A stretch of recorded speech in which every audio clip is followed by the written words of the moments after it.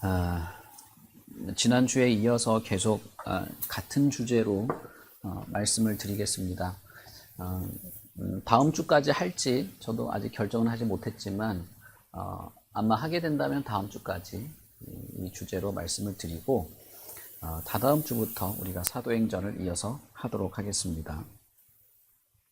골로새서는 바울 사도가 골로새에 있는 형제들, 골로새 교회의 소식을 듣고 전달한 편지입니다. 바울 사도는 골로새 사람들을 본 적도 없고 그들에게 복음을 전한 적도 없지만 이 사람들은 복음을 에바브라에게 듣고 예수를 믿는 믿음을 가지게 되었죠. 그래서 바울 사도가 그 소식을 듣고 예수 그리스도 안에서 참된 믿음을 가지고 자라나게 될 이 사람들, 그리고 그런 소식을 들은 사람들에게 그때부터 어떤 열렬한 기도를 하기 시작했다라고 하면서 지금 이 내용을 이어가고 있습니다. 9절에 보시면, 그래서 우리가 듣던 날부터 이렇게 말하고 있는데, 에바브라라는 사람을 통해서 골로새 성도들에 대한 소문을 들었게 됐던 그날부터를 말하는 것이죠.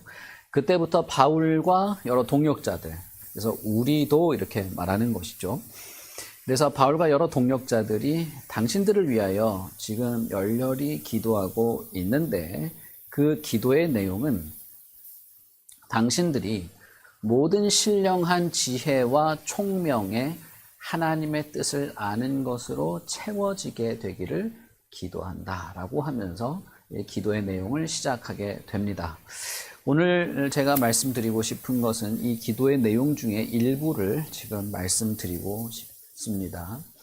여기서 바울 사도는 우리라고 하면서 바울 혼자만의 생각 혹은 혼자만의 기도가 아니라 자신과 함께 있는 동역자들이 같은 마음과 같은 기도의 내용을 가지고 하고 있다, 이렇게 말하고 있습니다. 그 말은 바울 혼자만의 어떤 개인적인 생각이 아니고 이건 기독교 공동체 안에서 동일한 이 모두가 공유하고 있는 기도의 내용, 이 골로새 사람들을 향하여서 같은 마음을 가지고 있는 교회의 공동된 기도의 제목이다, 이렇게 생각할 수 있겠죠. 그럼으로써 여러분, 이것은 저와 여러분들에게도 적용이 되고 이들이 우리를 위한 기도라고 우리가 여겨도 되고, 우리 공동체도 이와 같은 마음과 중심을 가지고 있을 수 있다는 것을 우리가 생각할 수 있습니다. 그 내용은 무엇이냐 하면 하나님의 뜻을 아는 것에 채워지는 것, 모든 신령한 지혜와 총명을 동원해서, 지혜를 사용하여서, 총명을 사용하여서 하나님의 뜻을 아는 것으로 풍성해지는, 채워지는, 그것을 위해서 기도하고 있다라고 말하는 것입니다. 이것이 우리가 13절까지 읽었습니다만은 그 13절까지 이어지는 계속되는 간구의 전체의 큰 주제 중에 하나라고 할 수 있습니다. 다시 말하면 하나님의 뜻을 아는 것, 이것은 감추어진 하나님을 우리가 어떻게든 파헤쳐서 아는 그런 걸 말하는 것이 아닙니다.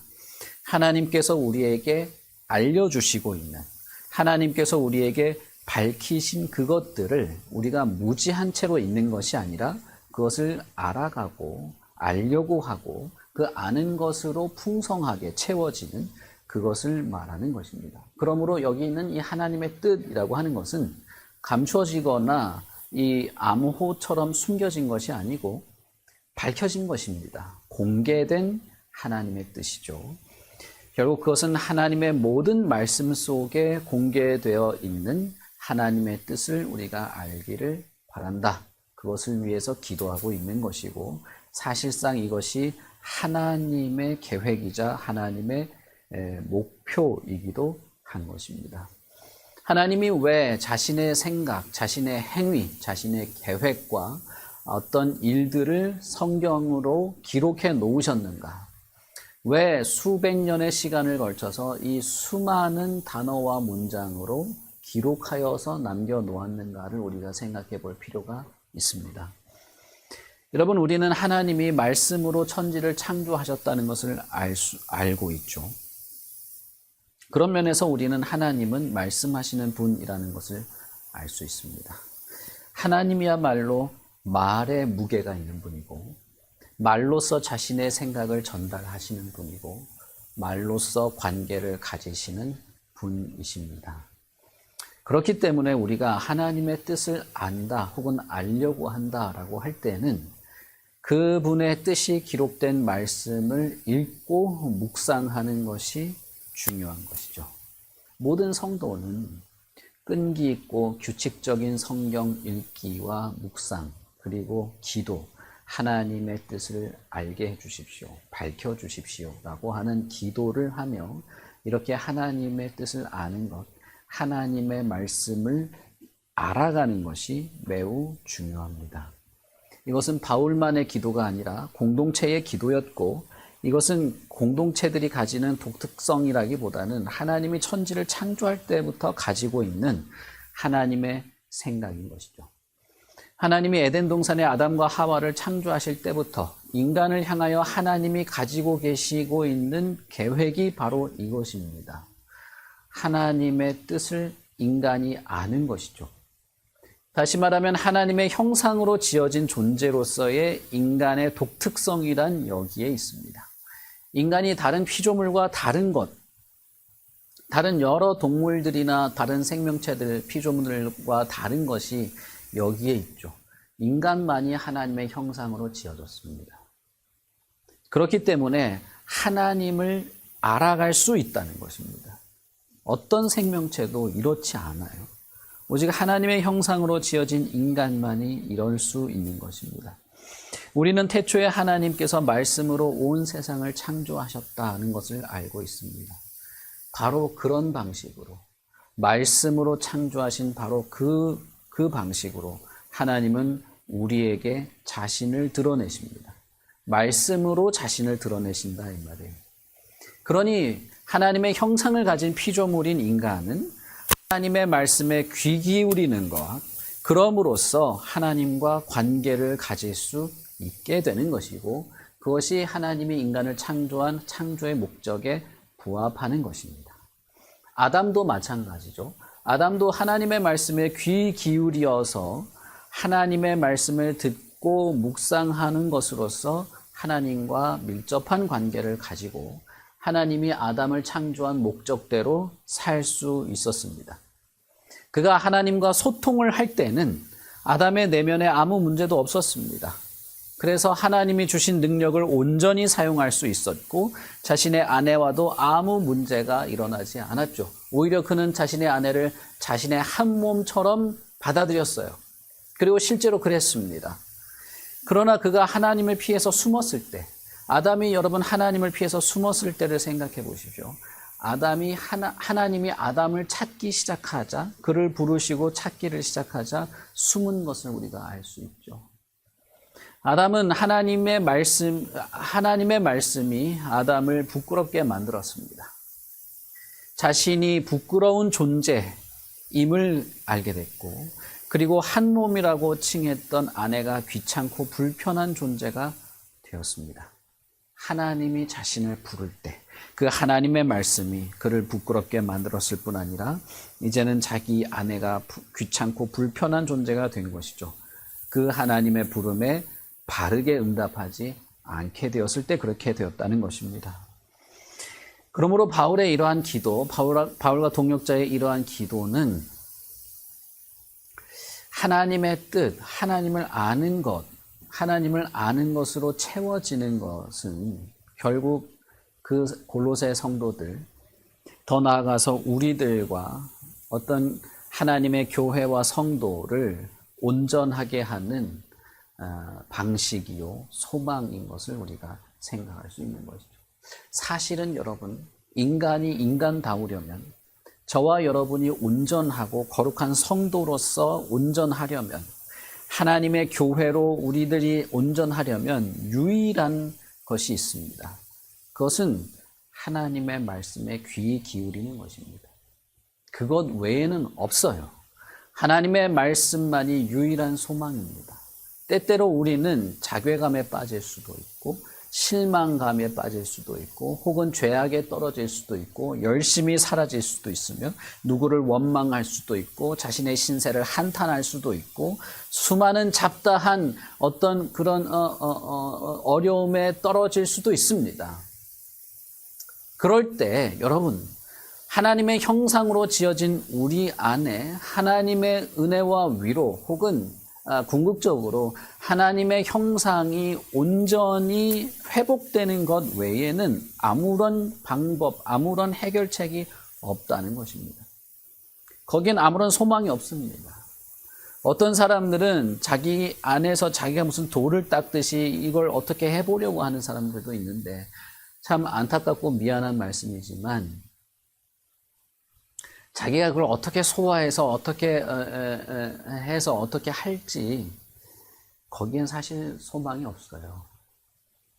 하나님의 말씀에 귀 기울이고 그 말씀으로 자신을 돌아보고 하나님의 말씀과 진리 안에서 하나님의 형상이 회복되는 이것이 유일한 방법입니다. 인간이 소망 가운데 살 수 있는 것, 인간이 자신의 영혼이 온전하게 되는 것, 사실을 하나님이 창조하신 창조의 목적에 합당한 삶을 살게 되는 그 모든 것에는 하나님의 말씀을 듣고 알고 하나님과 바른 관계를 맺음으로써 자신의 영적, 육적 어떤 상태가 온전하게 되는 것 외에는 소망이 없는 것입니다. 바울 사도가 골로새 성도들에게 왜 그들이 예수를 믿고 참 즐겁고 기쁘고 소망과 사랑과 믿음의 열매를 맺어간다는 소식을 듣자마자 하나님을 아는 것으로 당신들의 지혜와 총명을 총동원해서 하나님의 뜻을 아는 것으로 채워지기를 원합니다라고 기도했는가 하면 사실은 성도는 하나님의 백성, 사실은 인간 존재는 이것이 처음이자 마지막이에요. 이것이 출발이자 끝입니다. 끝이라는 말이 좀 이상하긴 하지만 우리의 영원은 어떨까? 우리의 영원한 내세의 삶이라는 것은 하나님 나라에서 우리의 영원은 이런 것입니다. 우리가 천국에서 영원토록 하는 것은 하나님을 알아가는 것입니다. 그의 무한한 영광, 그의 무진장한 지혜, 그의 끝없는 사랑을 지속적으로 알아가는 것이 우리의 영원한 삶의 모습이죠. 그렇게 이것은 인간 존재의 출발이자 마침이라고 할 수 있습니다. 하나님을 아는 것, 이것을 위해서 기도하는 것이죠. 이것은 단순한 지식을 말하는 것이 아닙니다. 우리의 마음의 회복, 우리의 인격의 회복, 우리의 왜곡되고 지독하게 이기적인 우리의 감성의 회복, 우리 안에 왜곡된 하나님의 형상의 회복, 유일한 방법이 하나님을 알아가는 것입니다. 하나님과 바른 관계를 맺는 것입니다. 그러니 여러분 헛된 노력을 하지 마십시오. 하나님께 오히려 더 하나님께 우리의 마음을 집중하고 하나님의 말씀으로 내 자신을 비추고 하나님 앞에 내가 온전하기를 바라고 그것을 위해 애쓰는 것이 옳은 것입니다. 어떤 사람은 자기 혼자 시간을 가지려고 연락을 두절하기도 하고 어떤 사람은 취미 생활에 몰두하기도 하고 물론 그런 것이 도움이 될 수도 있습니다. 어느 정도 감정이나 자신의 생각을 정리하게 할 수도 있습니다.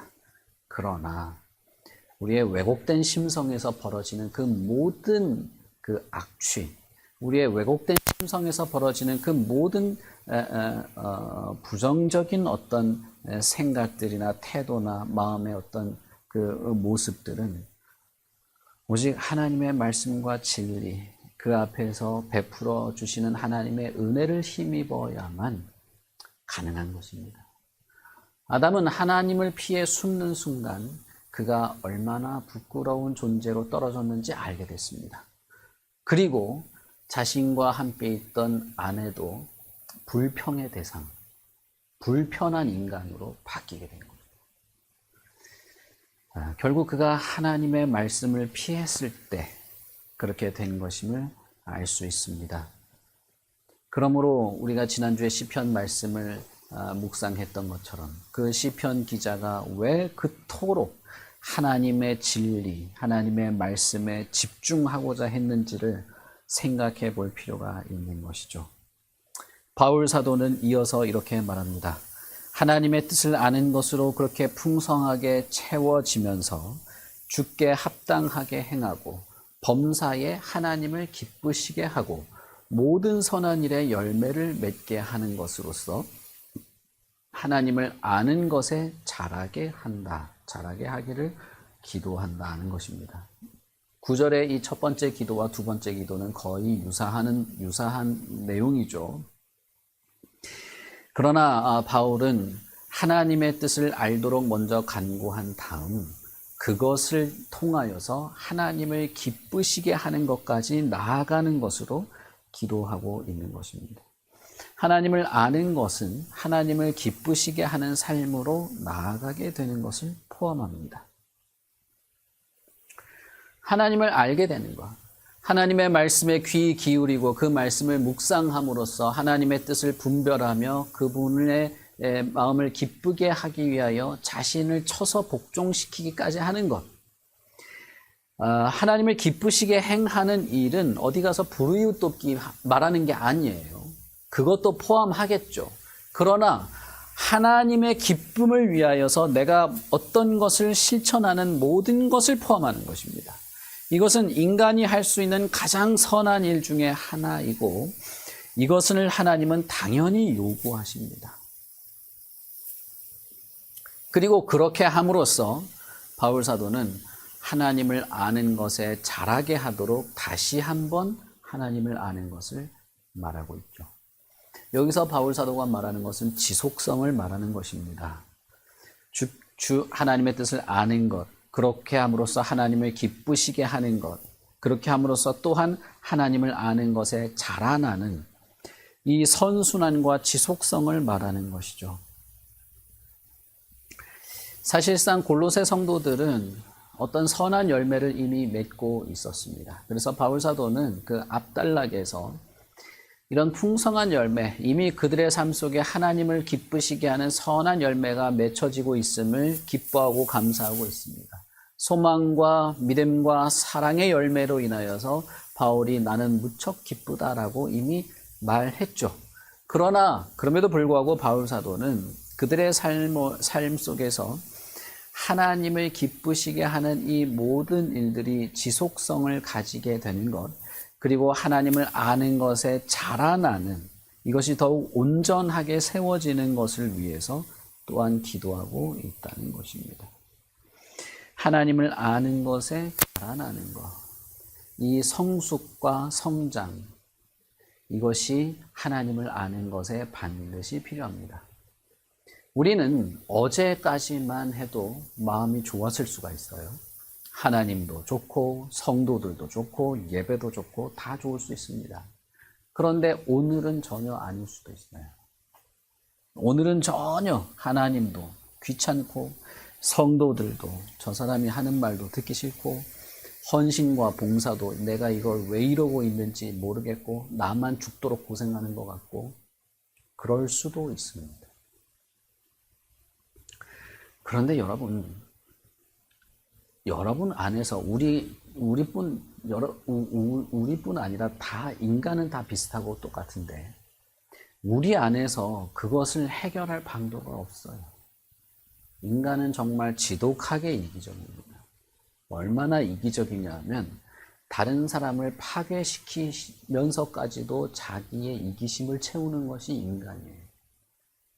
심지어는 자기 자신을 미워하는 것까지도 할 수 있는 게 인간입니다. 그러니 남은 오죽합니까? 이런 이기심과 어떤 자기 불만족, 그것은 더 나아가서 하나님에 대한 태도에까지 영향을 미치게 됩니다.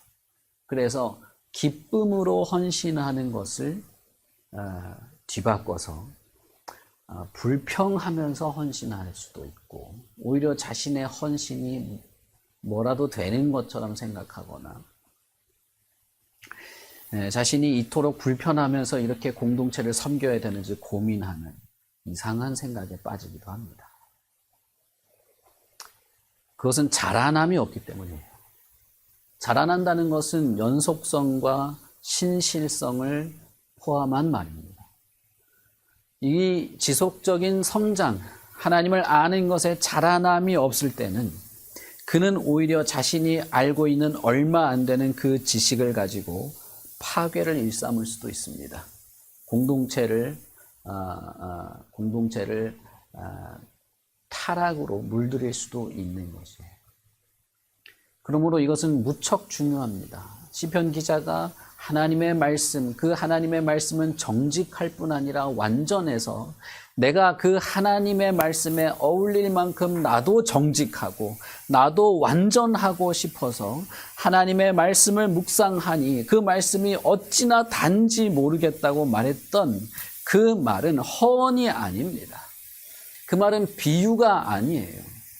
그 말이 가지고 있는 의미는 하나님의 말씀으로 자신이 하나님의 은혜 안에서 자라나는 것을 경험하다 보니 하나님의 거룩성에 자신이 다가가고 있다는 것을 경험한 것입니다. 하나님의 완전함과 그 정직함, 히브리어는 이 두 단어가 같은 단어입니다. 이 하나님의 완전함에 자기가 다가가고 있다는 사실에 놀랍고 기뻐했다는 거예요. 그러니 이 성장, 자라나는 것은 반드시 필요합니다. 이것을 위해서는 우리는 모든 노력을 기울여야 하는데 거기에 궁극적으로는 하나님의 말씀에 귀 기울이는 것이 있어야 합니다. 하나님의 말씀을 듣고 읽고 알고자 하는 것. 제가 정말 어색하고 정말 좀 이렇게 당황스러운 것이 뭐냐면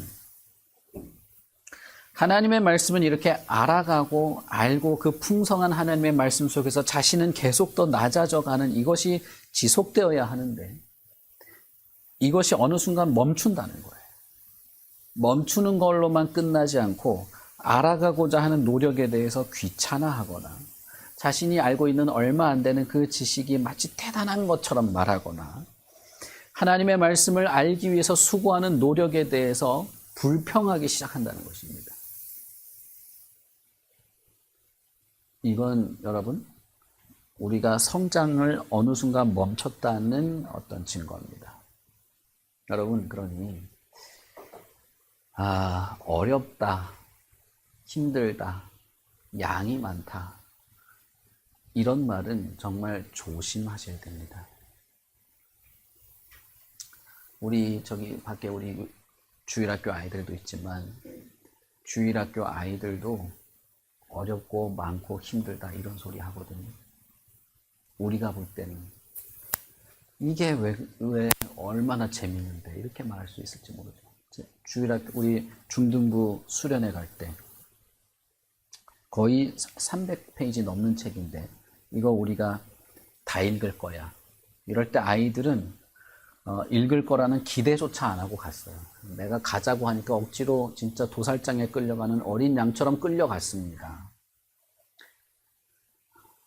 가서는 어쨌든 했죠. 하고 나니까 이렇게 되는구나. 이게 되는구나. 그러면 내가 성경을 좀 더 알아보고 싶다. 그런 마음이 들었다는 거예요.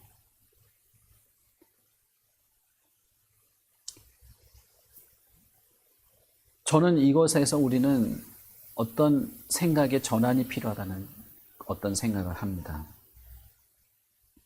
학교에서 배우는 그런 것도 해야 된다는 생각을 하거든요.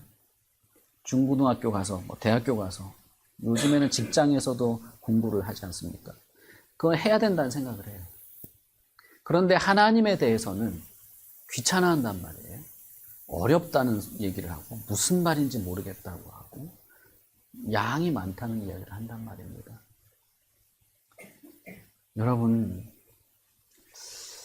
세상의 초등 학문에 그토록 집중할 필요가 있겠는가? 골로새서 2장에 보면 너희들이 세상의 초등 학문에 그렇게 빠져 있는데 그건 세상 초등 학문이냐? 하나님과는 비교할 수 없다라고 말하는데 하나님에 대해서 우리는 왜 그토록 열의가 없을까?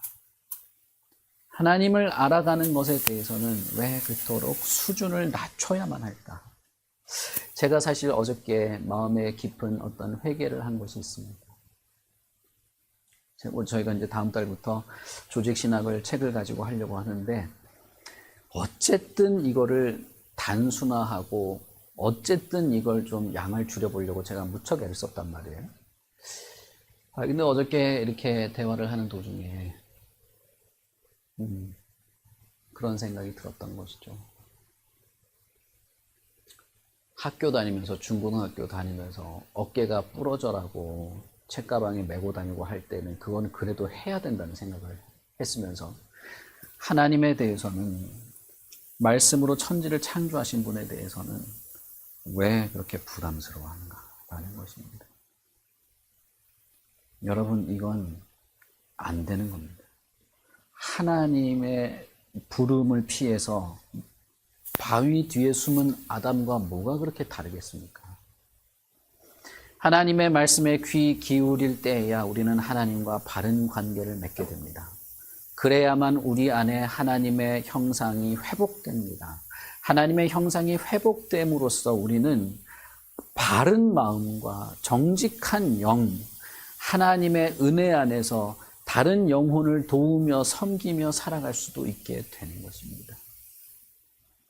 그러므로 바울 사도가 하는 이 기도는 그랬으면 좋겠다는 것이 아니에요. 이것은 하나님께서 천지를 창조할 때부터 아담을 향해서 가지고 있던 생각이기도 하고, 바울 사도의 간구이기도 하고, 저와 여러분에게 꼭 필요한 내용이기도 한 것입니다. 하나님을 아는 것에 자라나는 것, 하나님을 알아가는 것, 이 지속적이고 신실한 행위야말로 우리가 영원한 나라에 가서도 해야 될 모습입니다. 그리고 이렇게 복음으로 말미암아 거듭난 자야말로 아담의 그 실수에서부터 벗어날 수 있는 것입니다. 골로새서 1장 20절에 보면 이렇게 말합니다. 그의 십자가의 피로 화평을 이루사 곧 만물, 곧 땅에 있는 것이나 하늘에 있는 것이 그로 말미암아 자기와 화목되게 하기를 기뻐하셨다라고 말하고 있습니다. 아담이 하나님의 말씀에 정직하게 나아갈 때만이 이것이 가능한 것인데, 그리스도의 십자가의 피로 우리에게 이 길을 열어두신 것입니다. 그래서 그리스도 안에서 우리는 비로소 하나님의 말씀에 귀 기울일 수 있게 됩니다. 그리스도 안에서 비로소 우리는 하나님을 향할 수 있게 됩니다. 그러니 어떻게 됩니까? 하나님과의 관계도 화목하게 되고, 이웃과의 관계도 화목하게 되고, 하늘에 있는 것이나 땅에 있는 것이나 만물이 다 화목하게 되는 온전한 회복을 가지게 되는 것이죠. 이기심으로 남을 파괴하는 것이 아니라 나보다 남을 더 낮게 여기고 다른 사람을 위하여 헌신하며 그의 영혼을 위해서 내가 희생도 할 수 있게 되는 것입니다. 여러분 한번 자신을 잘 생각해 보세요. 기분이 좋을 때는 상관이 없습니다. 기분이 좋을 때는 다 좋죠. 그런데 내가 기분이 상했을 때 한번 보시라 이 말이에요. 하나님 앞에 내가 그렇게 신실하게 엎드리고 영혼을 사랑하고 공동체를 위하여 헌신하고 진리에 충성하는 인간이더냐는 거예요. 내가 다 귀찮고 다 필요 없고 그냥 다 아무것도 아닌 것이 되지 않습니까? 그때 어떻게 해야 되냐는 거예요. 그때 우리가 어떻게 해야 되냐는 겁니다. 그때 우리는 하나님의 말씀에 귀 기울여야 합니다. 내가 어떻게 구원받은 자인가를 다시 돌아봐야 돼요. 내가 이기심과 자존심을 가지고 이 왈가왈부할 수 있는 그런 정도의 존재인가? 아니요. 나는 하나님 앞에서 형편없는 자였지만 그러나 하나님의 형상대로 지어진 자로서 예수 그리스도의 피가 나를 회복시켰다는 사실을 다시 그 앞으로 다가가야 됩니다. 다시 그 앞에 무릎을 꿇어야 돼요. 하나님의 형상이 내 안에서 회복된다면 하나님의 사랑과 은혜 안에서 내가 살아갈 수 있게 된 것을 생각해 본다면 내 영혼이 오직 하나님의 말씀과 진리로만 생기를 얻게 된다면 하나님은 나에게 무엇라 말씀하시는가를 더 깊이 집중해야 할 것입니다. 내 안에 하나님의 형상이 회복되기를 바라는 것이죠. 더욱 온전하게, 더욱 자라나는 것처럼 회복되기를 기대하고 바라는 것입니다. 내 안에 사랑 없음을 고백하고 그 사랑이 회복되기를 기대하는 것입니다. 남을 사랑하는 것, 언감생심 자신의 인생이나 한탄하고 있는 그 시간을 다시 하나님의 사랑으로 회복하는 그것이 되기를 기대하는 것이죠. 사실상 자신을 사랑하지 못하는 자는 남도 사랑할 수 없는데, 자신을 사랑한다는 것은 이기적인 어떤 세상에, 지금 이런 세상의 문화, 뭐 자기를 사랑해라, 뭐 이런 어디 가서 뭐 유행가 가사에나 나오는 그런 말을 하는 게 아니에요. 그건 있을 수도 없습니다. 자신을 사랑할 수 있는 것은 하나님 때문에 가능한 거예요. 하나님의 말씀을 알지 못하면 자신을 사랑하는 건 불가능합니다. 자신을 하나님 앞에 온전히 내어놓고 하나님의 형상으로 지어진 자기 자신을 존귀한 존재로 여기는 것이 아니고서는 나를 사랑한다는 것은 그냥 이기심을 폭발시키는 것 외에는 아무것도 아닌 것입니다. 내 안에 있는 하나님의 형상뿐 아니라 당신 안에 있는 하나님의 형상을 나는 사랑할 수밖에 없고, 그 하나님의 형상을 담은 당신을 나는 조롱하거나 업신여길 수 없다는 거예요. 이걸 무시하면서 살면서 무슨 하나님이 어쩌고 저쩌고 하는 게, 이건 너무 이상한 거 아닙니까? 하나님 앞에 엎드렸을 때 자신 안에 있는 이 왜곡된 감성, 불평, 불만, 무지한 것을 고집스럽게 가지고 남을 난도질하는 그런 이 지적 허영에서부터 우리는 벗어나는 것입니다. 내 안에 하나님의 형상을 회복하신 그 하나님의 진리, 그리스도의 희생과 헌신, 그분의 피, 그가 자신을 끝없이 낮추면서 조롱받으면서 죽으셨던 것 때문에 내가 살고 내가 회복된 것, 하나님이 나에게 주시는 이 모든 말씀들, 그것에 귀 기울이자, 나도 하나님의 정직함처럼, 그 정직한 하나님처럼 나도 정직하게 될 거야. 하나님처럼 나도 완전하게 될 거야. 그런 사람으로 나는 만들어졌었지. 그런 사람으로 나는 지음을 받았지. 저 사람도, 저렇게 형편없어 보이는 저 인간도 내가 난도질하고 판단할 그런 존재가 아니에요. 내 기분에 안 맞는다는 거지. 내가 뭐라고 하나님의 창조물을 내 멋대로 왈가왈부를 할 수 있습니까? 여러분, 그건 진짜 회개해야 됩니다.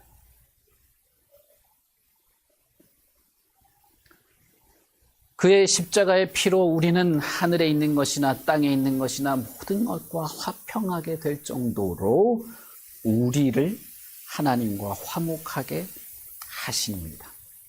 이것이야말로 하나님을 아는 자에게 있는 것입니다.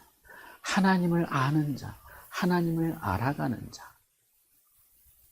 하나님의 형상대로 지음을 받은 나의 모습, 이것이 하나님이 창조할 때부터 인간에게 담고 있던 계획이자 목적이었다는 것이죠. 여러분, 그러니 어떻습니까? 우리가 하나님의 말씀에 귀를 기울여야 되지 않겠습니까? 하나님의 말씀을 듣고 읽고 알려고 해야 하지 않을까요? 적어도 우리가 하나님의 말씀을 통해서 아는 것이 하나가 있습니다. 하나님이 우리를 구원하시려고 한다는 것입니다. 하나님이 내 마음을 회복시키려고 한다는 거예요. 내 이기심을 온전하게 회복시켜 놓으려고 한다는 겁니다. 내 감성을 회복시키시는 분이라는 거예요. 아니, 이미 회복되었다고 말했어요. 예수 그리스도 안에서 이전 것은 지나갔으니 이제는 우리가 새 것이 되었다.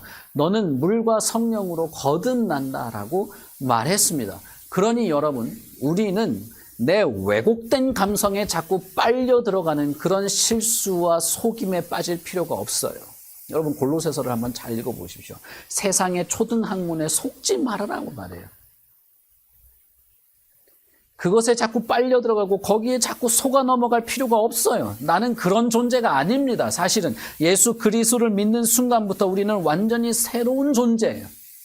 성경이 그렇게 하나님이 말씀했습니다. 그런데 하나님의 말씀은 신뢰하지 않으면서 내 기분은 새로워진 것 같지 않은데 왜 당신 기분이 그렇게 절대적인 기준이 됐습니까? 하나님의 말씀이 너는 보라 새 것이 되었다라고 이미 말씀했는데 아니 나는 뭐 새로워진 것 같지도 않고 기분상 그럴 모르겠고 여전히 나는 휘청거리는데 그러면 여러분 기분이 성경인가요? 여러분 기분이 하나님인가요?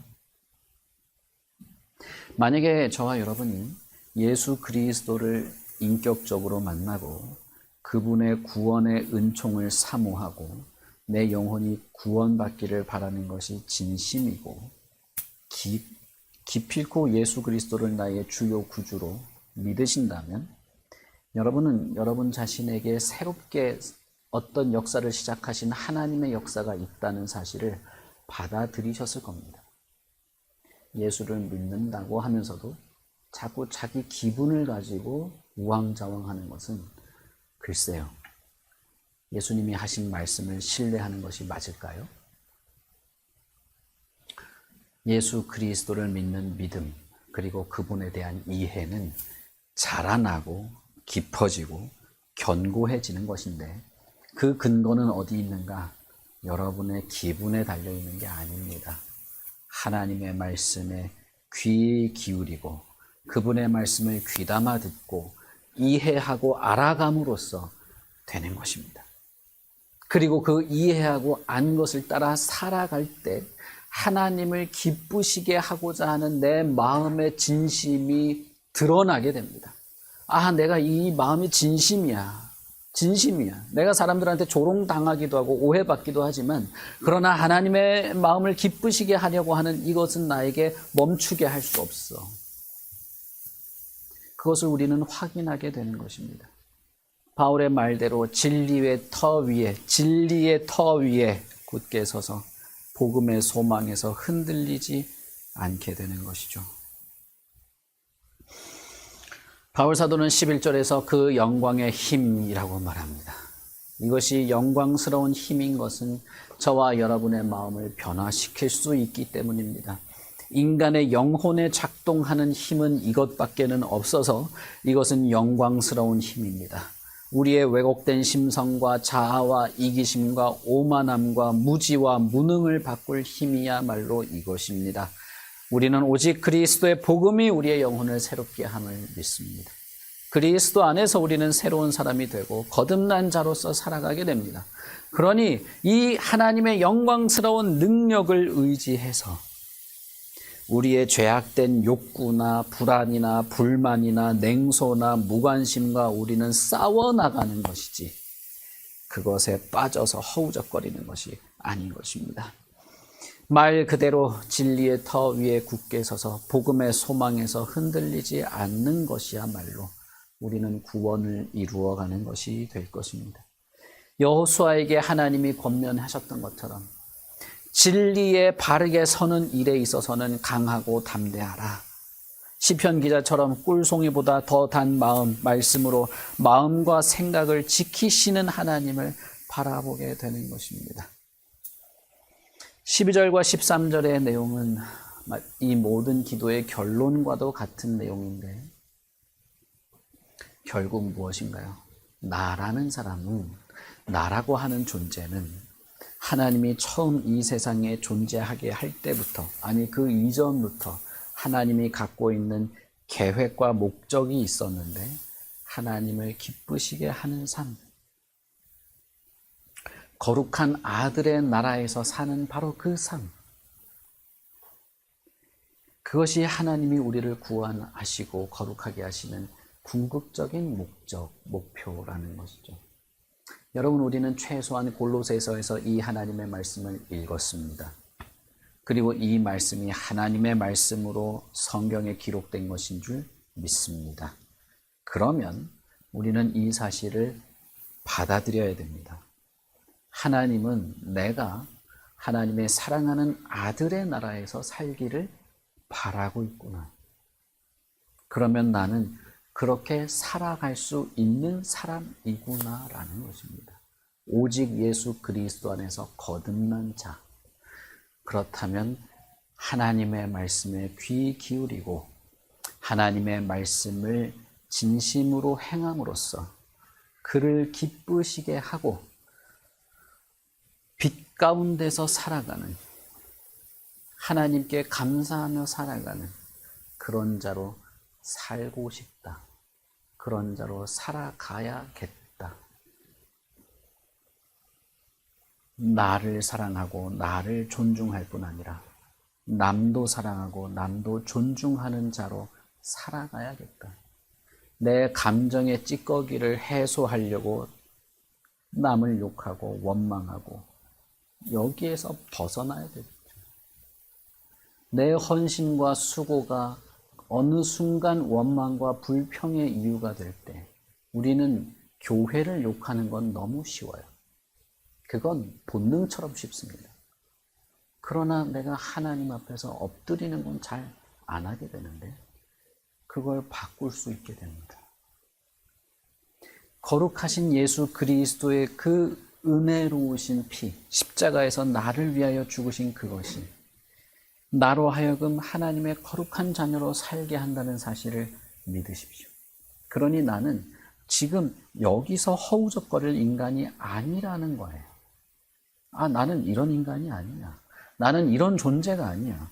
나는 하나님의 백성이고 하나님의 형상을 회복시키시는 그런 사람이고, 그러니 나는 하나님의 형상에 어울리는 삶을 살 수 있어. 하나님이여, 하나님의 뜻을 아는 것으로 채워주십시오. 하나님을 아는 것에 자라나게 해주십시오. 하나님이 기뻐할 만한 생각과 삶을 살아가게 해주십시오. 그런 영광스러운 힘과 능력으로 나를 능하게 해주십시오. 우리의 기도가 그럴 것입니다. 그러니 여러분, 올해는 제가 지난 첫 주부터 말씀을 드립니다만, 올해는 성경을 읽고 그 말씀 앞에 겸손하고 정직하게 행하는 것을 마음을 두고 행하시길 바라요. 우리가 다음 달부터 책을 가지고 이 이름이 거창하죠. 조직신학. 이 이름이 그냥 그래서 그런 거지만 그것을 할 때 정말 여러분 감사함으로 기쁨으로 하실 수 있길 바라고, 무엇보다도 여러분 내 자신을 한번 잘 돌아보십시오. 내가 진짜 하나님의 말씀을 아는 것으로 채워지고 자라나고 하나님의 말씀의 그 정직함과 완전함에 가까이 다가가고 있는지, 아니면 나는 원래 이래, 난 성격이 이래, 나는 이런 사람이야, 그러고 살아가고 있는지 잘 돌아보시고, 하나님은 분명히 말씀하십니다.